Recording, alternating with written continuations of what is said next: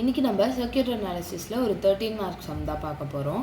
The total resistance of a circuit needed is 7.5 ohms.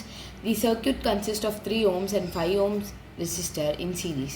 Compute the values of the resistor that has to be used in parallel with the 5 ohm resistor to make the required total resistance become 7.5. அதாவது ஒரு சர்க்யூட்ல 3 ohms அப்புறம் 5 ohms வந்து சீரீஸில் இருக்குது resistors ரெண்டும்.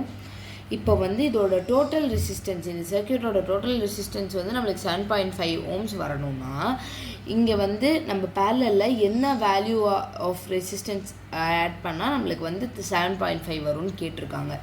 இப்போ நம்ம இந்த ஆர் வேல்யூ தான் கண்டுபிடிக்கணும். ஸோ இதுக்கு வந்து நம்ம ஆர் ஈக்குவலன்ட் கண்டுபிடிக்கிற ஃபார்முலா வச்சு நம்மளால் இது ஈஸியாக போட்டுற முடியும்.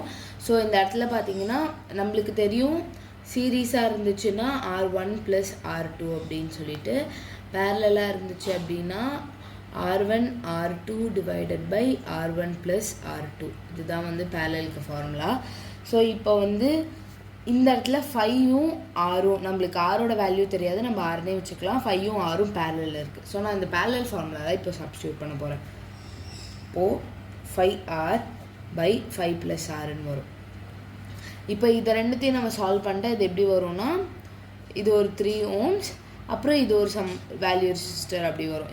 இந்த ஆர்பின்னு வச்சுக்கலாம், இதை ஆர்பியோட வேல்யூ வரும். ஸோ இது ரெண்டும் சீரீஸில் இருக்கும். சீரீஸோட ஃபார்முலா R1 + R2. ஸோ வந்து இந்த இடத்துல நான் 3 + RPன்னு போடுறேன். நம்மளுக்கு ஆர்பியோட வேல்யூ என்னன்னு தெரியும், 3 + 5R / 5 + R அப்படின்னு.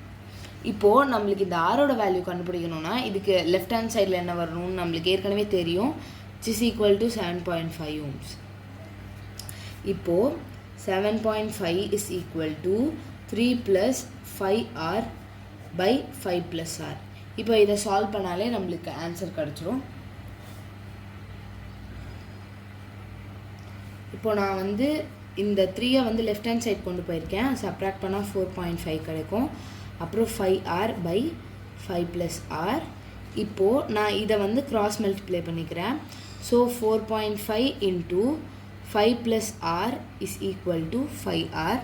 இப்போது நான் வந்து 4.5 × 5 பண்ணிக்கிறேன், which is 22.5 + 4.5R equal to 5Rன்னு இருக்குது.